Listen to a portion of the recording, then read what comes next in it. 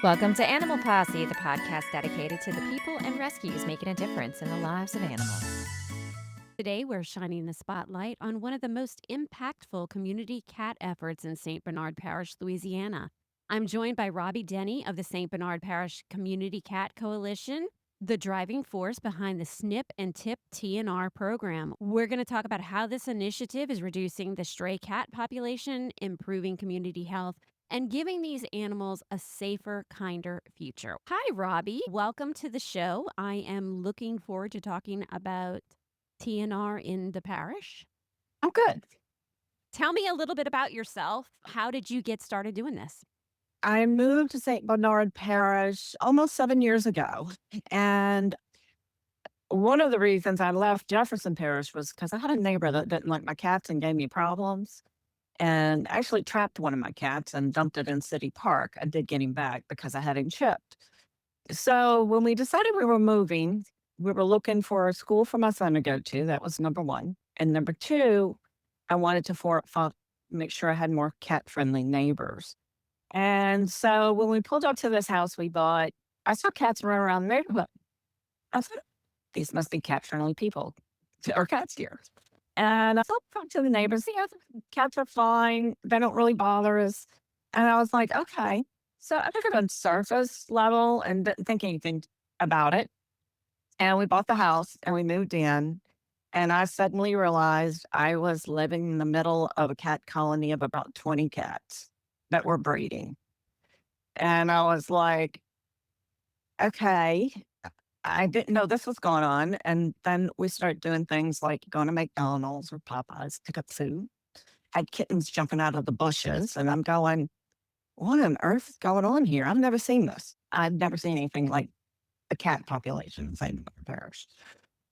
And so about 8 or 9 months later, I'd had two female cats give birth to two different litters each on my property. And I was talking to my neighbor, and she says, yeah, they put the kittens over here, and my dog kills the kittens, which is very traumatic for her. But she doesn't know if women have done this. She doesn't know when the cat has decided to put the kittens over there. And I didn't know what else to do. I got on Facebook, and I started begging and pleading for help. And between the Jefferson Parish Community Kitty Cat people on Facebook, Julianne Ackles and Trap That Cat, they stepped up and they helped me. And we got all the cats fixed. So after that, life was good. I was like, my problem's fixed.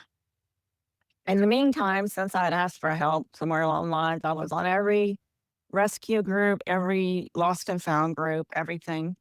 And so about for another year and a half, I sat there watching people with the same problem I had, beg and scream and cry for help. I really didn't want to step up. I really didn't want to do anything, but I did. And I got together with some of the ladies who were trapping in the parish. From the people who cared about the cats, they maybe weren't necessarily trappers, but they cared about the cats. And I put together a plan. I come from a background of nonprofit. I don't work nonprofit right now. I'm in administration. But I spent 20 years in nonprofit fundraising, and I was director of development for over 12 years. And so I understand the strategies of how to make a program like this work. And I was like, these ladies were running themselves absolutely into the ground because it was all on them. They did it all. That somebody would call them and complain about a cat. They would go, they would trap the cat. They would house the cat overnight. They would clean the cat's cage, they'd change the cats, and then they would load up anywhere from 6 to 15 cats in their personal cars and take them to the vet. And this took a toll on them personally, their health, their cars. And so my plan was to actually bring them some organization and some structure to disperse some of this. And so that's what we did. We created the St. Bernard Community Cat Coalition. And the concept behind the Community Cat Coalition is that no few people are going to do this. No few people are going to fix this problem ever. no small organization like Snip and Tip, which is the organization we created specifically to do this, is going to fix this problem. We've got two different entities that we're managing. One is Snip and Tip, which was started later, which is a nonprofit solely focused on trap, neuter, release. Okay. The other is Community Cat Coalition. And the concept behind the Community Cat Coalition is the way to fix this problem is everybody in the parish has to work on fixing this problem. It can't be one little group's problem. Okay. And it is one little group's problem because it is everybody's problem in this parish. The people who hate cats don't want to be living in a colony of 20 breeding cats. They complain, they scream, they holler, they get the cats removed. More cats come back because it's called the vacuum effect. Always going to happen unless you fix them. The only way to fix the problem is to fix the cats. It's a parish problem. I'm sorry, there's no way the parish ducks out of this being the parish government problem. It's a quality of life issue for the entire parish. It detracts from the parish. It hinders tourism. It hinders business operations. It hinders real estate values. Okay.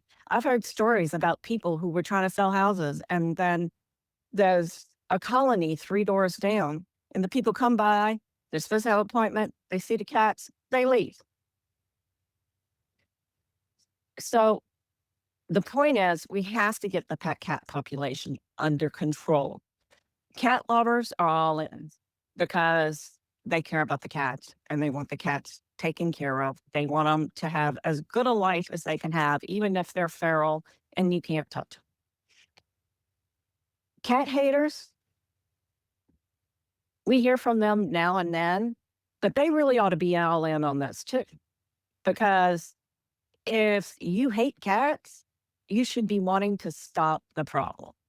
And unfortunately, a lot of cat haters skip right over fixing the problem. Doesn't work. We still have cat overpopulation problem. Because what happens is when you get rid of the cats out of a particular spot and it creates a vacuum effect. And okay, so you got rid of those cats, more cats come and they breed. And the more you limit that, the faster they breed. Cats are very territorial. And if you stop the breeding, the colony will stabilize. And through natural attrition, will eventually be reduced.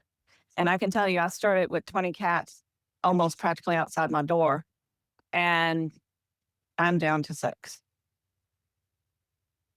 Things happen to them. I have no control over that. But the cats I have keep the other cats from coming live on my porch. I'm glad you mentioned that too about the cat haters. Because the other day, I actually met a lady. She has been doing TNR for about 15 years. And so, of course, Hmm. I'm at a cat function. As a cat lover, I'm going to approach that from the point of view that we care for cats. And she told Hmm. me, no, she does TNR because she does not like cats. And Hmm. and it does put a whole new perspective on it because I totally agree with you on that. I agree with her on that too. If you do not like cats, don't call the parish and complain about them. You could do something yourself that doesn't Right. involve hurting the animals or trapping and dumping the animals. If you're going to put the effort into trapping them to go dump them, you might as well go trap them and TNR them Right. because And it then solves return the them. problem. Yes. And so that's our goal with the Community Cat Coalition, is to get everybody on board. And we're working with the shelter. They've had turnover at the shelter, which has complicated things a little bit. Bass, who's the interim over there, is wonderful. She really is wonderful. And she's got the TNR program with the shelter up and running. We do surgeries with the shelter. We also do surgeries with Parish Road Animal Hospital.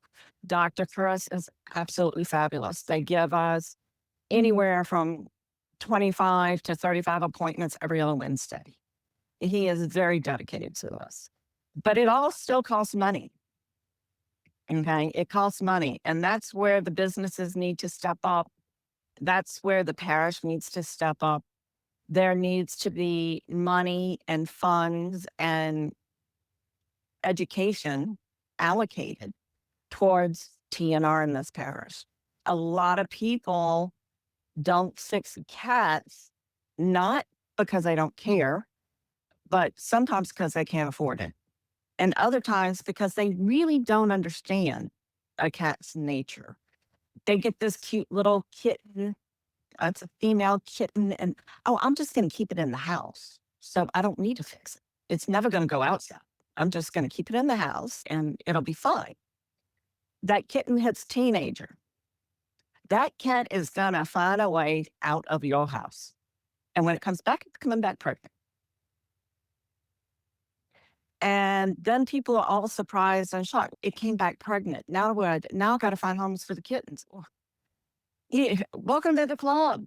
We have literally got thousands of kittens in Louisiana that need homes. We do not have thousands of homes willing to take kittens. So what are you going to do?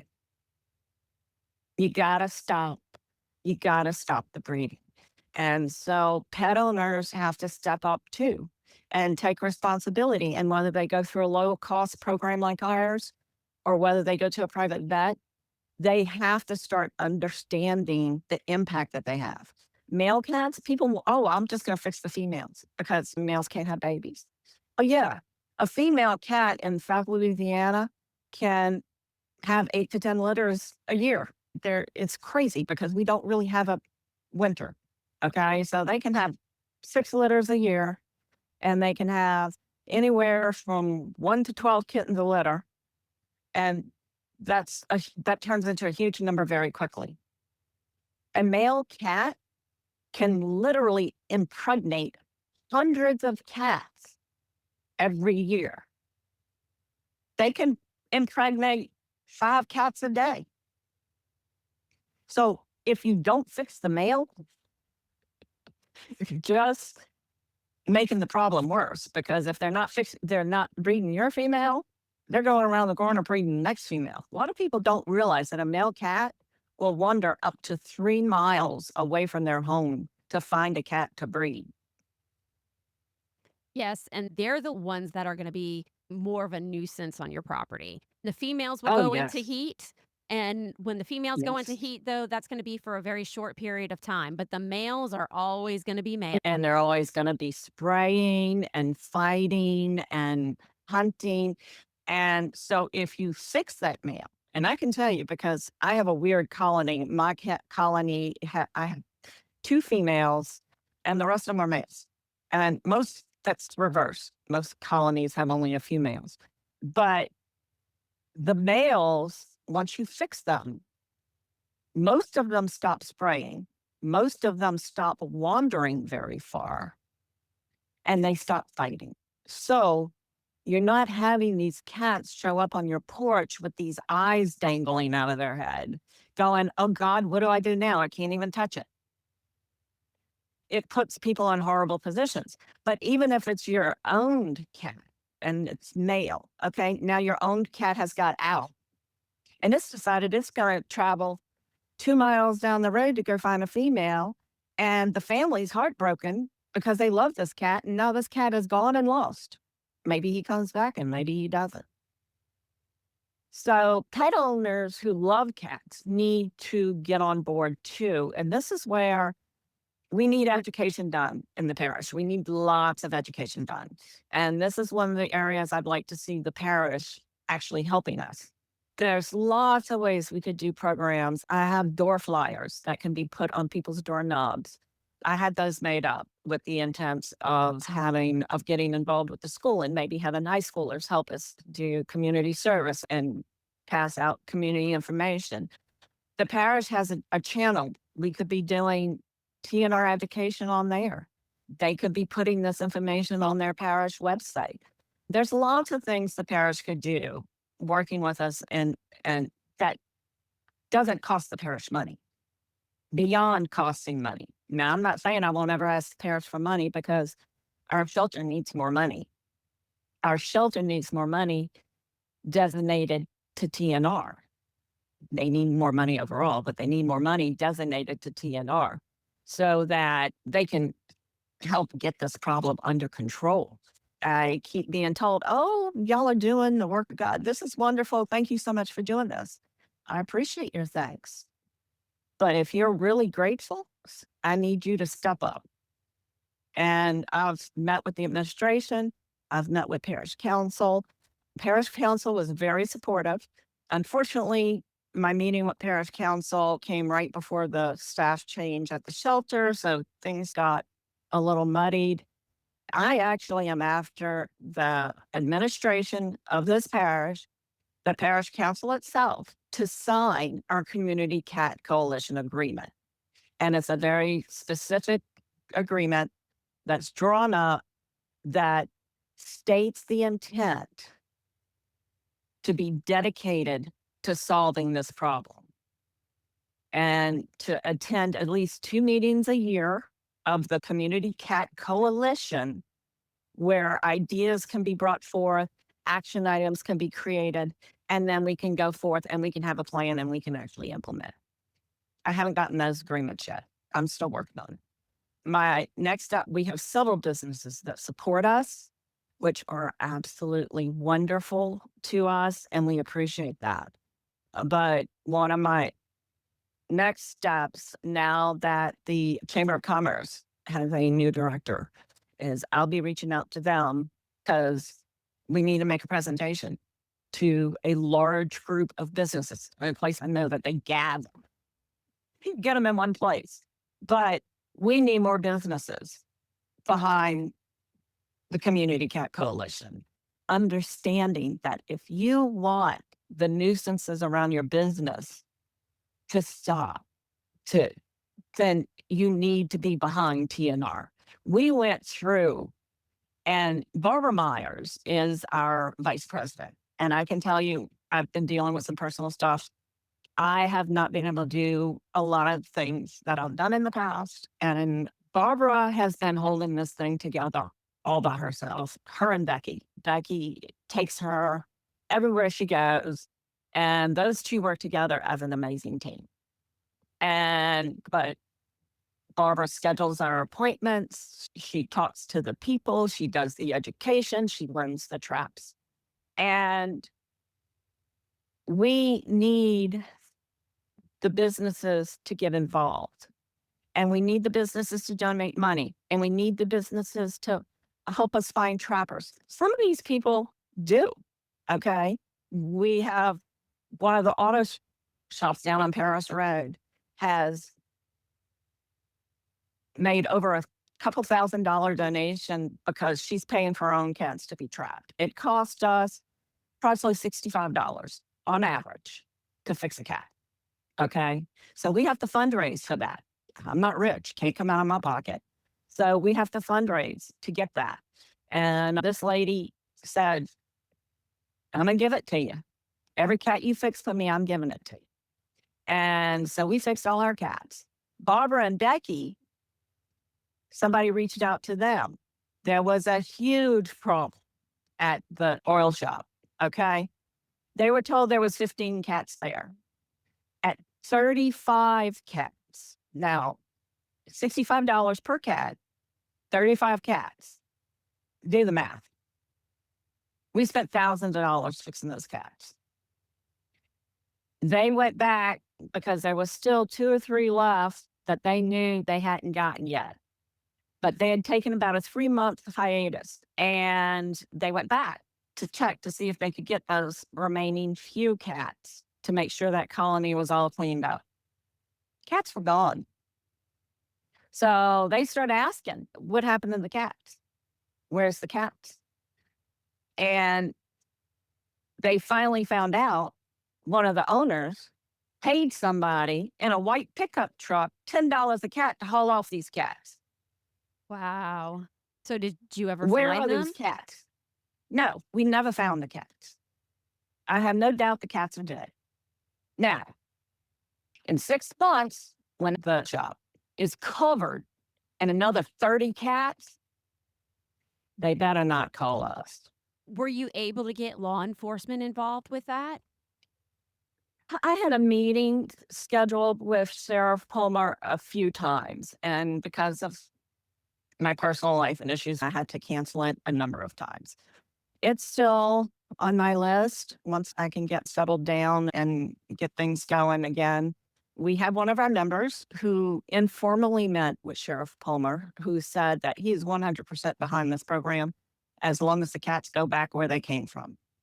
So I think he'll be very supportive. I unfortunately, because of schedule problems and I have to work a full time job, hadn't been able to quite sit down with him yet. So, no, we did not at the time get the authorities involved. But I did tell Barbara and Becky, and I told them to spread the word that if this ever happens again, especially at a business where we've been trapping, those businesses have cameras. The sheriff's department has cameras in various locations. Call the sheriff's office because it's illegal. And a lot of people don't realize it's 100% illegal to trap a cat and take it anywhere other than the shelter. And these cats were not brought to the shelter. So there are several local, state, and federal laws that a person can be prosecuted under. And I can tell you, this isn't the first time I've heard about this white truck. It's like a freaking ghost running around the parish. We've heard of this truck going up and down the parish, picking up cats, telling them, oh, I work for the parish. And give me $10, I take the cats away. Or just taking the cats. We've had lots of people with their cats disappearing. And I just had one of mine disappear. She's just gone. She never left my circle. I live in a cul-de-sac. Nobody comes back here. I can't figure out what on earth could have possibly happened to this cat. She was a young cat. She's gone. So, anybody see this white truck? Anybody hear of a white truck running around the parish picking up cats? Snap a picture of their license plates because we want to go to the sheriff. And I will pull in state and national organizations behind us because this should not happen in the United States. Not today. Not only have solutions, not when we're working on a solution. This is just cruelty. And animal cruelty is against the law. Yeah, that's absolutely horrifying. Yeah, it was very upsetting. It was incredibly upsetting. And it's frustrating because we feel powerless unless somebody catches this person in the act, gets a picture of their license plate, then it's difficult to prosecute them. I can tell you, I haven't heard anything in the past probably 6 months about this truck, but it was pretty active before that. Wow. See, now I Um, know here in Jefferson Parish and in Orleans Parish, we will see things where cats will end up going missing, like colony cats. And a lot of the mhm. times, they actually will find them out in St. Bernard Parish. It's crazy. Yeah, I'm not surprised at that. That does seem to be a thing. In fact, that's why anytime I see anything on our lost and found pages, I try to make sure it gets on the Jefferson Parish and the Orleans Parish pages because, yeah, like I said, it happened to me. I had my neighbor trap my cat and dump it in City Park, but my cat was chipped. It was an outside cat. I tried to make him an inside cat. He would not cooperate. Anytime you open the door, he'd run out. And if I had been trying to keep him in, like after she complained, I had him in the house for about 3 weeks. Finally, he escaped out of the door and he ran away for 2 weeks. And I'm putting flyers all over the neighborhood. I'm looking for my cat. I can't figure out what happened to him. And it was the flyer that did it because come to find out, he was living in my back door neighbor's yard. He just wouldn't come home because he was mad because he didn't want to be in the house.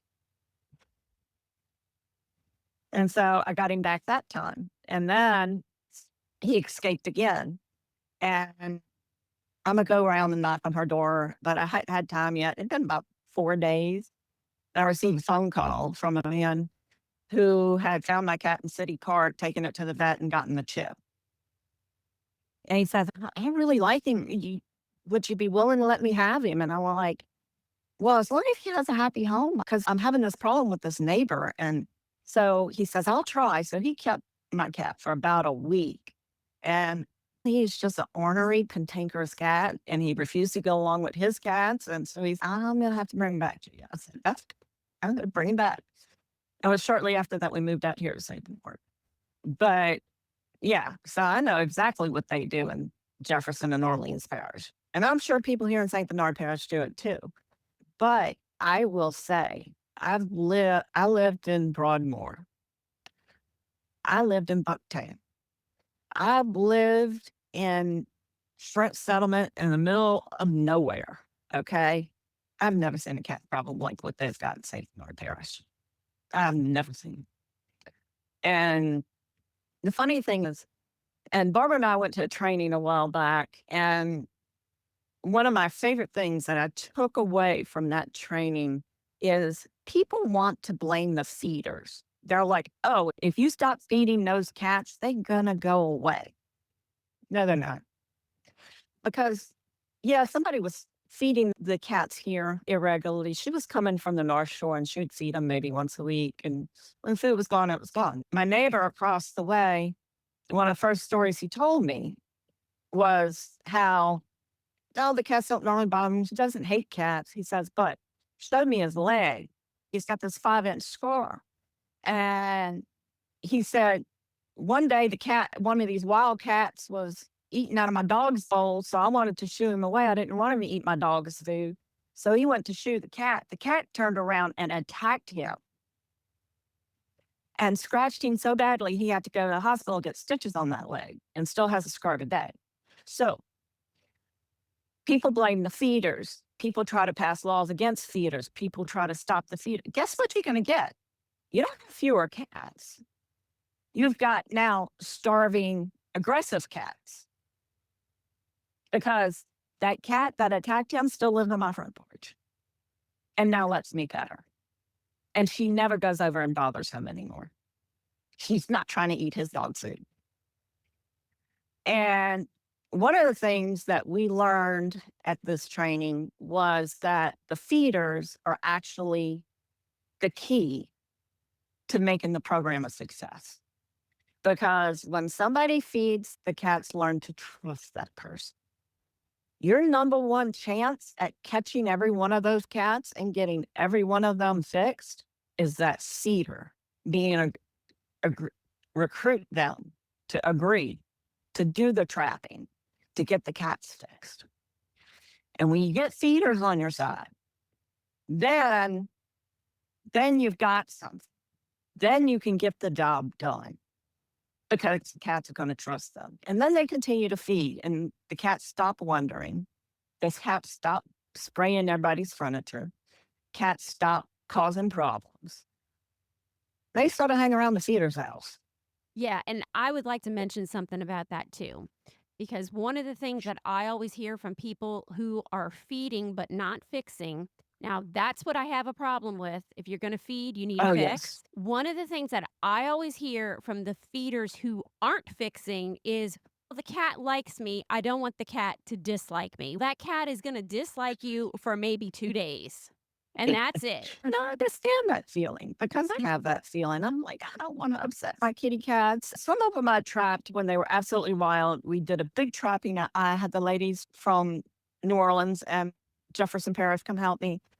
We trapped most of them. But just like any other colony, every now and then a new one shows up. And one of my most favorite and most tame was one that showed up pregnant. And I say pregnant, she looked like she was about to pop.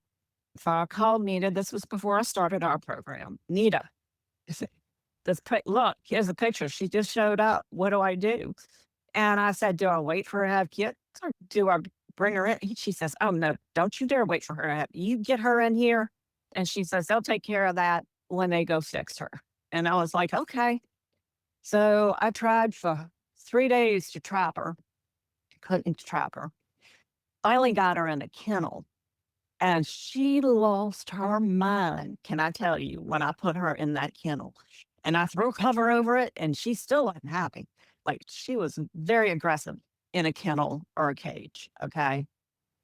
So I haul off to Nita, who fussed at me for her being in a kennel, but we got her in a cage and so that she could be handled, because a lot of people don't realize that if you got a wild cat, the vet can't handle them if they're in a kennel. They have to be in a trap, which confines them a little bit so that they can give the shots to knock them out.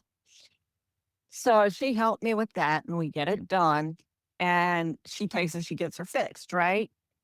And so the people who are out there who are worrying about my cat's going to be mad at me, I'm saying your cat sometimes run off for the day, but if you're the one feeding them, they're going to be right back the next feeding period. This particular cat, I was like, okay, so she's done, and I opened up her cage, and I was going to watch her run off, and I sat down on my steps after I opened her cage, and she ran into the middle of her yard. She looked at me, she turned around, ran to me, and crawled in my lap. I was like, what? Like, she wouldn't let me get near her before this. And to this day, anytime I sit down in that yard, that cat comes get in my lap. So they're not going to hate you forever. Yeah, they're very forgiving, especially when food is involved. Yeah, yeah. And I think once, and we had a lady who lives out here in Parish that had a real hard time with the concept of trapping. And we had another lady who is one of our best trappers, absolute salt of the earth. Sandra is phenomenal. And she's very patient. And she worked with her because it was very upsetting to our feeder that lives out here. And she finally got the lady to see that once you do this, yeah, and you put the cover over them. For one thing, once you put the cover over them, they all settle down real easy, and you get it done. Life's better for the cat. And so once we can explain this to the feeders, I don't know, maybe you need to take them to watch somebody else trap and see how it's done before they can understand that it's not a permanent thing. It's a few hours out of the cat's life, and they're going to forget about it. So I love feeders because their hearts are in the right place, but they do have to understand that if they're feeding and they're not fixing, they're making the problem worse for the cats. And I think once they do understand that they're making things worse for the cats, almost everyone I've ever dealt with has turned around, made a 180, and has fixed the problem. It's just sometimes it takes a little longer to get through to some of them than others. But once, and eventually that colony is going to get out of hand. I'm sorry, most of these people who are feeding cats are not wealthy people. And eventually, they're not going to have enough money to feed all those cats. It's going to be a problem. So eventually, if we're patient and work with them, I think the feeders come. But you got to be patient and you got to be kind. And lots of times you just have to meet people where they are. Do you have any suggestions for doing that? Meeting people where they are. I think Sandra's technique worked really well with the lady that was so difficult out here. She took her to see, look, come help me. I need you, come see, this is my cat. We're going to trap these cats. And then when she was able to see that the cat's fine, come back out tomorrow. You're going to see me feed the same cat. Cats are not going to run away. They might run away temporarily, but they come back. And you got to talk to them. What are you going to do when your 20 cats or 60 cats? You got enough money to feed at 60? What are you going to do? Let us help you. Yeah, and that And 60 would grow out of control so fast. You would look at 60, and if you say half of those are female uh-huh. and when they're 4 months old, you're looking at 60 times 4 And because that's the average that they have is usually 4. Even if you did it right, at 2, it's still an astronomical number. exactly. So it's a matter of educating people and being patient. Sometimes you have to give them the information and walk away. And it might take them a little while, but I think they start to understand. And some of the information the feeders need is things like not fixing the males hurts the males. They wind up blind. They wind up with their ears ripped off. They wind up with their sides bit out. They die because they're fighting. Okay. The females, they wind up with, what do they call that? The Prolapse uterus. the Yes. pyometra, yeah. Yes. And they're bred until they're skin and bones and have no nutrition left. This is not a good life for your cats. And they might not be receptive at first, but I think eventually their heart's going to get the better of them because once you point it out to them, they're going to start seeing it happen. People, when they don't know that they can make it better, they just go, oh, this is life I have to live with. But if you're sitting there telling the feeder, you can make your colony's life better, and this is all you have to do, I think they'll come around eventually. Before we end the call, I do have one final question for you. So Uh-huh. you said that this all started because your cat ended up getting trapped and getting dumped, and then so you're looking for a cat-friendly place to move. Before you Hmm. moved, did you participate in any TNR programs, or was this something that No, just totally came up after you saw that there was a need for it? this came up because I moved into the middle of a colony and I didn't know what to do. I didn't have the money to fix wildcats living outside my house. I didn't. And trap that cat, absolutely the salt of the earth. And they helped me, and the Jefferson Parish people helped me. And to this day, Trap That Cat is helping St. Bernard's TNR program. They donate over $1,000 every month to help pay for some of the cats that we fix. They're that dedicated to doing this. And what got to me eventually that made me step up and say, okay, I'm going to create this and I'm going to organize this is that my conscience got to me. I had people reach out and help me. And 10 months later, I'm sitting here watching people on Facebook in the same situation I'm in, beg and plead for help. And I'm saying nothing. And I'm like, I couldn't do that anymore. I couldn't. My conscience got better of me. I'm like, somebody help me. I got to try to help the other people. And like I said, I know Orleans Parish is bad. I know Jefferson Parish is bad. But I think the problem in St. Bernard Parish is quadruple what either of those parishes has. And I just say that from driving down the street. When I lived in Bucktown, we didn't have wildcat. I didn't have any wildcats on my street. I could walk the whole neighborhood and I never saw a wildcat. It's I can walk 3 blocks one way here and I'm going to see 5 or 6 different colonies. Well, it's truly an amazing and great job that you ladies are doing. And it's definitely a Oh, thank testament you. that you can get involved. So if you see something, there's no reason for you to wait for somebody else to solve the problem. Correct. You can find a way to get it done yourself. And that just with this alone, you started a group and you didn't even know really about TNR until you saw that there was a need Mm-mm. for it. So that's amazing. It really is Oh, amazing. and I can tell you in 2024, the first year we started, we spayed and neutered 661 cats. Last year, we were able to spay and neuter 850 cats. That's So great. it's a start. That's amazing. Yes. And anybody that needs help with cats, around their property, around their business should reach out to Snip and Tip so that we can help. Yeah, what I can do is include a link in the show notes too. That'll be awesome. Thank you so much for joining me today. And same here. Thank you for allowing me to be on your show.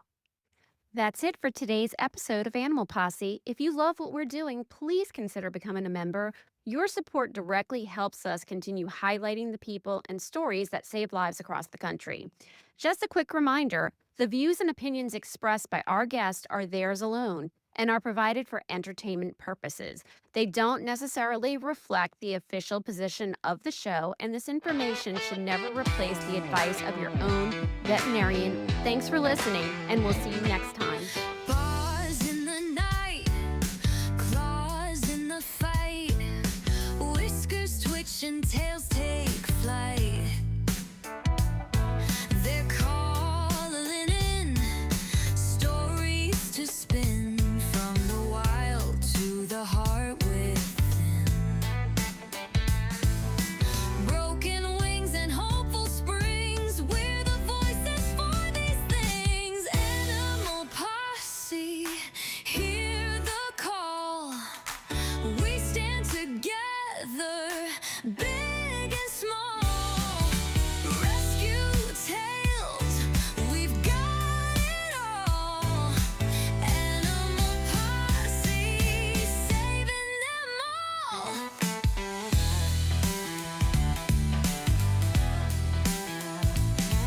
The vet's got tips, the rescuer's grit, the foster homes where love won't quit.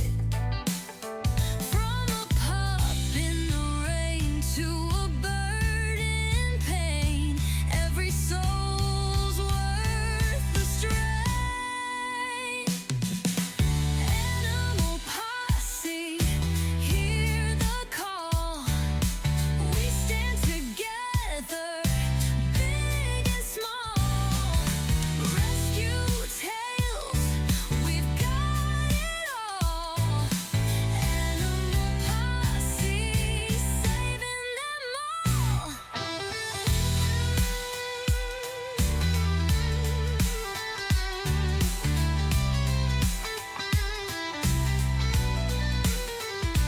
Every caller tells a tale, every howl a whispered wail. We rise up, we never fail. This is the bond, the holy grail.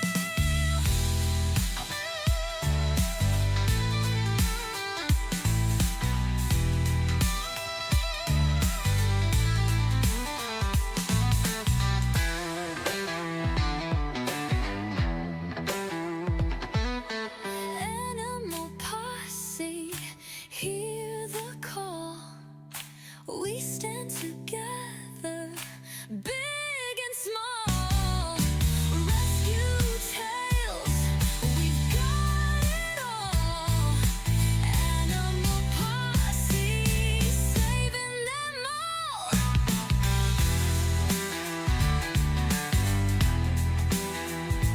Every caller tells a tale, every howl a whispered wail. We rise up, we never fail. This is the bond, the holy